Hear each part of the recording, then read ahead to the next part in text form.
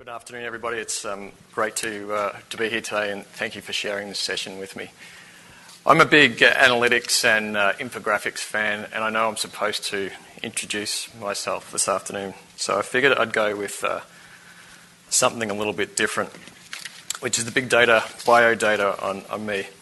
I've been with Aimia for 9 years now in Asia, the US, and Canada. More recently, I moved to Toronto with my family. And as you can see, the family consists of 2 relatively happy parents and 4 young boys, 11, 8, 6, and 0.5. Now, it's that maturing cohort that's driving the fairly impressive average wireless device per person rate you can see, starting at 2011 at 1.0, and we expect to be at sort of 1.6 per person. And that also includes the fact that our 0.5-month-year-old does not yet have a wireless device. And you can see as that cohort's maturing, it's driving an alarming increase in average content costs, with our iTunes monthly bill moving from around $22 per person per month in 2011, spiking at $60 in 2013, and I think it's going to go on beyond that.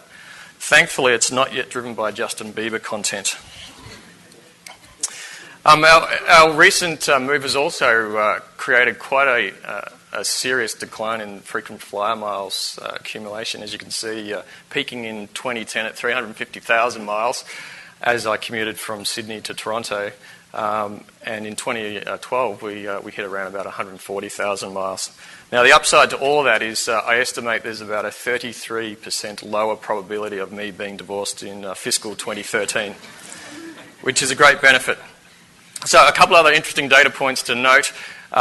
In the move from a relatively warm climate to northern climates successively has caused a substantial reduction in average sunny days experienced per person in our family. But the good news is, and I think this compensates for everything, is we expect a fairly significant average hours per viewed of hockey increase this year. Going off a base of 0 in Australia, where hockey's played on grass in summer, the shift to Canada has certainly pushed that forward, and we expect about 75 hours per family member per year. There is a caveat, of course, that's all contingent on the Leafs looking like they're going to make the playoffs, and as you well know, there's very limited recent statistical evidence to suggest that that is a likelihood. So why am I telling you all this? Well, I'm using me as an example of the sorts of life events that impact loyalty and switching behaviour. And this afternoon we'll showcase a sample of the high-level results from a research study that we did at the end of 2012 and early 2013 that we commissioned to help our clients with understanding inflection points of influence in the customer purchase cycle. So in addition to the sort of life events that I alluded to, whether they be births, deaths, marriages, changing jobs, moving location, our broader hypothesis is that customers have many interactions with your brands, sometimes on a daily basis, and these interactions can either amplify or destroy value, depending on the frequency and the significance of the event. So think of it as a running everyday bank account balance, where positive, good interactions are essentially a deposit, and negative interactions are a withdrawal, or in some cases, a termination of the account. So by having awareness of certain interactions or inflection points affecting customers, we think there are some very good opportunities for businesses that are attuned to them. We believe that provided businesses can operationalise these insights, and it's not always easy to do, as you know, we think that this can serve as a genuine competitive advantage in the marketplace. The research we conducted was across 3 verticals: financial services, retail and consumer packaged goods, and represented around about 2,700 products over 12 different sub-verticals across 15 common product categories, with a total sample size of around about 2,100 people. So before I share our findings, let me just state that within Aimia, we believe the foundations for loyalty consist of 3 core attributes: trust, commitment, and reciprocity. Irrespective of Canada's strong financial safeguards, the global financial crisis and subsequent recessionary period, we believe, has had significant ramifications on the financial services sector. Some studies show a significant degradation in terms of trust in the major brands and overall loyalty, as well as a material increase in price sensitivity, which you can see on screen there is around about 63%, and also shopping around at a similar value. As a consequence, we see some challenges within the FI services sector around customer stickiness, differentiating products, services and relationships, with, we think, some stress on our core foundation principles of trust, commitment and reciprocity.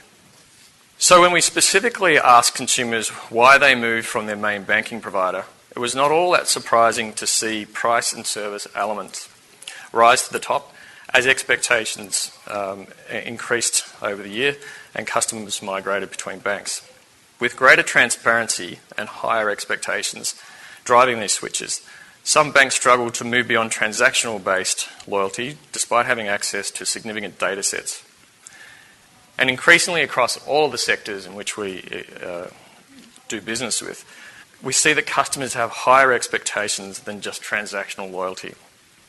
And this is one of the reasons we think that there's great opportunities now to really look at what those life events mean and how our customers, can take advantage of those. So the big question right now is, well, so what? Well, the big so what is that the value of switching in the FI market we calculate to be around about $6.6 billion a year.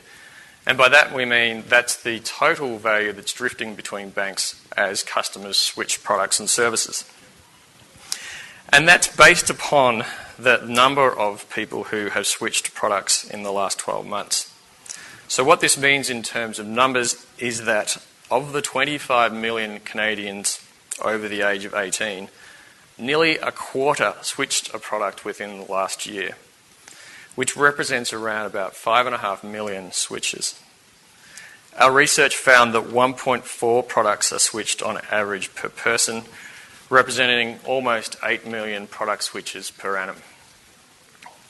Now, when you do a calculation around what's the net present value of that switch, it comes out at around about $860 per switch per product, which results in around about $6.6 billion that is up for grabs in the Canadian financial market.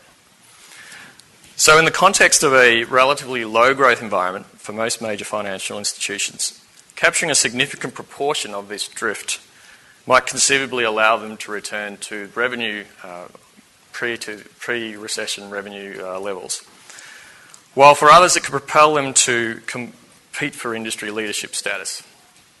Those who cannot reduce the revenue drift are vulnerable to flat growth in this new environment we find ourselves in, as well as higher customer acquisition costs. Our research basically showed that there's 5 key drivers of switching. As you can see on the screen there, demographics, which would be no surprise to anybody, life events and milestones, which we're going to spend some time drilling into detail, customer experience, product differences, and the loyalty program analysis. Overall, our analysis placed heavy focus on life events and moments that customers experience. And the chart shows you how these events are distributed. Candidly, the results we unearth are a balance of good news and bad news for the banks. On the positive side, a very small proportion of events beyond the control of customers are being tracked, which basically means efforts and capital is not being invested, is not being wasted. And you can see that on the bottom right-hand side there, where 3% of total events occurred. Up on the top right-hand side, so the box with 26%, or more than a quarter of all events, we asked consumers about are currently predictable by the banks. When you see purple boxes, it means that consumers are more likely to switch banks when a life event occurs. So, for example, you bought a leased vehicle, you started your own business, or you bought your first home. In this quadrant, gains can be made by ensuring you're able to execute based on the data. For example, locking in consumers to a full suite of services when they apply for a home loan, or better still, preemptively targeting the consumer based on the predicted behaviour that they are likely to buy a house in the near future. Where it gets really interesting is on the left-hand side there that's shaded in blue. The events that are not largely monitored or predicted by banks, but produce 70% of the events, where 20% of these events are driven by a high incidence of switching behaviour. Imagine if you could get access to the data sources and build processes that enable you to understand when these occur and then quickly act upon it. It's highly likely that there'll be a strong business case here. There's also a halo effect evident for individuals switching across multiple products relative to the number of life events experienced by them. As you can see in the front there, essentially more life events a consumer experiences in a given period, the more products they are likely to switch out of. This represents a potential psychological state that consumers may enter when the propensity to enact change with banks is a response to both uncontrollable and controllable life events that they're experiencing. It's almost as if once you have one life event and then a subsequent life event, then everything's up for grabs and switches happen more fluidly and more naturally. So the concept of uncontrollable and controllable life events is important to note. I'm not advocating that you spend a significant proportion of your time in attempting to predict these events that customers cannot control. However, we believe that you need to have mechanisms in place to determine when or if these experiences occur, and then processes to either mitigate the issues or take advantage of the opportunities that present themselves. And those opportunities really represent themselves in being able to gain market share or add extra products and services as these life events occur. To reiterate, we do advocate that there is a significant opportunity for FIs to strengthen their focus on life event analysis that can assist in protecting against customers switching to competitors. Our results indicate that a clear frontier curve exists, and you can see that on the screen there, and represent an unexploited value for banks that can be unlocked through enhanced data analytics and application of loyalty mechanisms. So building upon this idea of greater data accumulation, the data tools put in place become equally important, not only in retention activities, but also as a means of acquiring new customers. If a bank is able to recognise customers that are predisposed to switching behaviour, they might consider generating a perception of product differentiation, or better still, actually building enhancements into those products. So for example, on the left-hand side of the chart, you can see that for every savings account switched, there are 1.8 other products that are lost as well.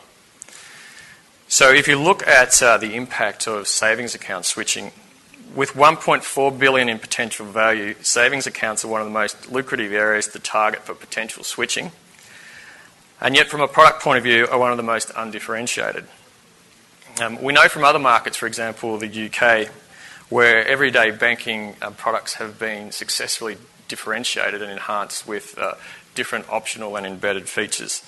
And it seems to me that within the Canadian context, there's a large potential opportunity for banks to differentiate their savings products, thereby locking in or actually reducing the amount of switching and the ongoing amplified effect of losing 1.8 products per savings account. That's also a terrific opportunity for other banks to take advantage of a relatively high incidence of switching. So let's switch tracks for a little while and take a look at our findings in retail and CPG. We've heard throughout this conference that digitisation and technical innovation have transferred infinite knowledge to consumers. This has created an environment of price transparency, product assessment and brand influence driven by the social graph. We see the reality of an omni-channel world where consumers access information and make buying decisions across all of these channels simultaneously. And I'm sure everybody in this room has heard of the Best Buy example, where consumers are physically within the big box environment with their smartphones, shopping on Amazon and comparing prices against Best Buy, and then making a purchase in-store with a rival firm. This is the reality and the phenomena of showrooming. Furthermore, the omni-channel world is now enabling consumer packaged goods companies with direct access and opportunity to build relationships with consumers. And that's a direct challenge to the long-standing primacy of the relationship between grocers and retailers directly with consumers. In Canada, retailers are not only facing the challenges associated with the speed of mass digitalisation and technological innovation, they're also, as you all know, facing competitive threats from the US retail environment as they expand their operational footprint into this country, and the technology titans, Google and eBay and Amazon, for example, as they make it easier to access online shopping via internet devices. In addition, the dynamics of an ageing cohort are shifting as they become older and culturally diverse via immigration. Aimia's research also found that consumers have a tendency towards infidelity, which is to suggest that they spread their retail spend across several retailers, despite indicating they have a main store within particular preferences. Hopefully you can see that at the back there. For the most part, consumers have 2 or 3 retailers all meeting their main store spend, irrespective of the level of loyalty stated. We found the categories that have the highest expressed level of loyalty, and you'll see those denoted in dark blue there, have the lowest number of switching events. So, for example, pharma and drug, which is on the far left-hand side there, and also sporting goods and clothing have the lowest number of switching events, and they have the highest level of self-rated consumer loyalty. So not surprising, everyday retail categories have a low level of loyalty that aligns to the total share of shopping spend at the main retailer. However, for those categories where there is fragmentation or commoditisation, the level of loyalty indicated is on par with some everyday and mid-frequency spend retailers. Irrespective, we believe that switching is obviously a concern within retail. This is a little bit of data to take in quickly, but in essence, couple consumer infidelity with either ignorance or intentional misdirection, and you can start to paint a pretty disconcerting picture of consumers. And by that I mean our results indicated when we asked consumers why they switched their main retail store in a given category, the resounding response was primarily related to price as the principal driver, which is seen on the left-hand side in light blue. And you can see that that's pervasive across all the categories. But is that actually true? Is that the whole story? And so when we dug a little deeper, it became more interesting. So you can see in front of you that you've got loyalist, low switches, and high switches. And when we did that analysis of the loyalists versus those with a lower propensity to switch versus those with a higher propensity to switch, and we asked them to rate the importance of 6 attributes, and you can see them on screen: price, product quality, location, staff quality, store design, and the loyalty or rewards program, a different story really emerged. We found that consumers with high switching behaviour placed more importance on 3 key areas, and they're highlighted on the right-hand side. Staff quality, store design, and thankfully for us, loyalty and reward programs. And while it might be easy to suggest that consumers don't really know how loyal they are, so don't really bother asking them, we recommend instead that businesses measure customer transactional behaviour and link this data to events influencing and occurring within their lives.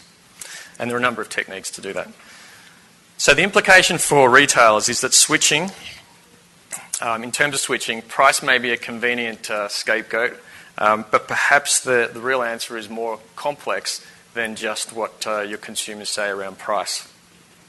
Which is, I think, good news, because if you look at things like staff quality, store design, and the loyalty and rewards program, all 3 of those areas are well within the span of control and the competence of a well-run retailer.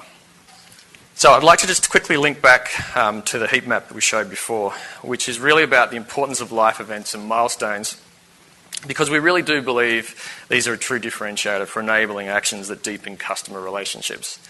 If you recall the results outlined in the earlier heat map, you can see that similar effort and opportunity exists for retailers who also focus on life events. The major difference between the 2 verticals is that it exists considerably less higher incidence of switching for retailers. So in simple terms, there's less blue boxes in the areas that are important to retailers. I would, however, caution that this may not be a sustainable position in the retail market in Canada, particularly as we see the competitive landscape changing or about to change quite dramatically. So perhaps the real good news for retailers appears to be that collecting the right type of data. The question remains, are they utilising that most effectively to combat attrition? So losing a customer is obviously not ideal. Losing a customer when you had the right data to protect that from happening is, quite frankly, what my 11-year-old would describe as an epic fail. So if we look at some other influences, and hopefully you can see that at the back, we anticipate that the incidence of switching will continue to rise. And really, that comes down to the fact that retailers once had exclusive access to the consumer, but with the increased influence and capabilities around social, local, mobile, we believe that there may be a risk.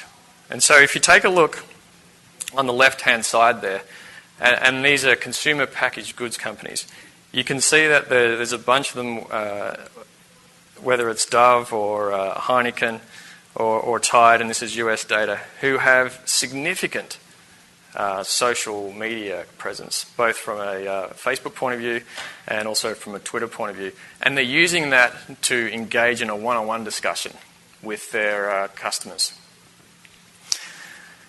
So if you look on the right-hand side there, which is an interesting piece of data too, it's clear that some retailers are lagging behind the consumer goods brands in the social sphere. We believe that influencing and providing recognition along multiple touch points, including social, will drive engagement and stickiness. CPGs now have an opportunity to bridge what they have been doing online and socially with access to the customer via internet-connected devices in-store and engage in that one-to-one relationship. So we think that fundamentally the relationship between CPG and customers of grocers and other retailers will fundamentally change over time. And a lot of that change has been driven by the role of smartphones. So within Canada, the acceleration of the smartphone adoption is well underway. The potential for CPGs to usurp the conversation, if you like, and change the relationship between retailers and consumers, we think is potentially quite high. Aimia's research of primary shopping decision makers indicates that a good proportion of these consumers, around 28%, and you can see that on the far right-hand side there, have a strong interest in establishing direct relationships with CPG brands via their smartphone. And we expect this trend to accelerate over coming years. Okay, so let's bring it all back together into the ideal world, where you exploit the potential windfalls from your competitors and protect the impact of switching on your own base. What could that look like? Well, it looks roughly like Ryan, 24, who has a mid-level income, lives in a downtown apartment block, and is fairly popular with the female contingent in that downtown apartment block. Imagine you engage Ryan to enter into an exchange when he receives value for the information that he provides. As a result, you're able to analyse and predict certain life events that will influence his purchase behaviour and his decisions, and therefore help him avoid acting on a potential switching event as they occur during his turbulent 20s. Now, for me, that's a long time ago, but for Ryan, it'll involve potentially new house, new car, new job, new girlfriend, marriage, kids, the whole lot, and possibly multiple cycles of that. And we believe that... that wasn't my experience, by the way. I've only ever had one job. So we believe that by being able to predict these life events and get information from Ryan, we'll be able to serve up activities, services, and products that are just right for him and prevent that switching. We also believe that we can communicate with him to understand his preferences, which augments the channel preference data you've collected from him, and integrate that data with various other data sets that are reasonably easily available, whether that's web, social, locational, and purchase intent, to name a few. Ryan's going to give you a lot of information that's valuable and easy to use. Finally, you have a loyalty mechanism in conjunction with this data analytics strategy that rewards Ryan not only for his behaviours that you want him to exhibit, but also in those moments where there's risk to the foundation of your relationship with him. The importance of identifying these moments when he might experience disruption or change, or pain, that potentially to lead him to switching cannot be understated. We encourage you to consider those inflection points when you influence your customers proactively, reactively, and occasionally opportunistically when there's the opportunity to sell something in addition to the core. So, this is not just theory. We see in certain markets around the world today some good examples of how you do it in practice. And I guess my favourite example is actually in Southeast Asia. I have a former colleague who runs insights and data analytics for a major regional bank based out of Singapore. And as a part of his analysis of the customer base, he found that for a very high value set in the credit card world, he was losing a large proportion of that base, and he couldn't understand why. So when he had his data analytics team drive more deeply into the data, he found that a common variable across this attrition problem was that each of these super premium card holders had had an event. And the event was they had a failed transaction at either a retail or hospitality environment. Now, in Asia, the concept of face, as a lot of you would know, is very important. So when you're out with your peers or your family or your work colleagues and your card is rejected, that's an incredible loss of face. It's a very embarrassing event, particularly when you're a super premium card holder. It's close to the end of the world. And so when he dug more deeply, what he found was that the vast majority of those events actually weren't the fault of the bank at all. It was the fault of the retailer and the merchant's terminal. But he quickly came to the realisation of, well, from a customer point of view, that was completely irrelevant. The loss of face had occurred, the embarrassment already done. And so when that happened, around 70% of card holders never ever used their card again. And so his durable and I think quite elegant process change and response to that was every night they had a data dump from every transaction across this cohort that served up the names of every single person who had a card failure during the day.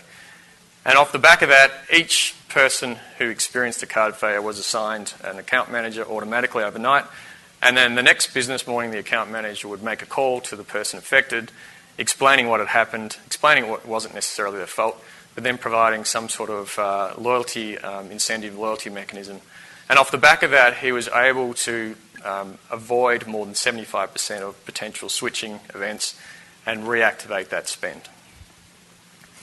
So we're pretty much out of time, so let's wrap the session up.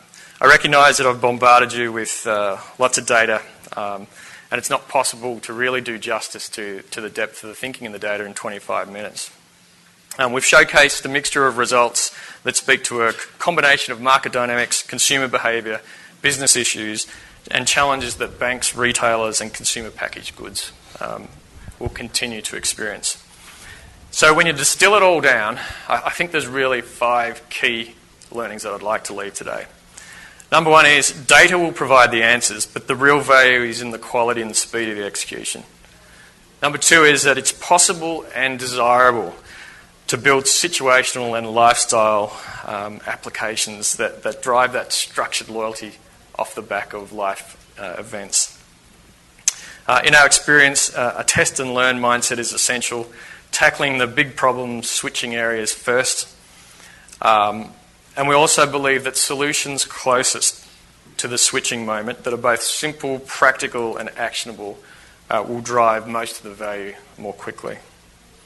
And really the bottom line of all of this is that if customer decisions are not data-driven and not close to real time, then you're really already behind. So I want to thank you for the opportunity to share. I appreciate the time with you. Our team from Aimia will be around for the rest of the conference. Feel free to come and continue the conversation in the Aimia lounge, and I appreciate your attendance today.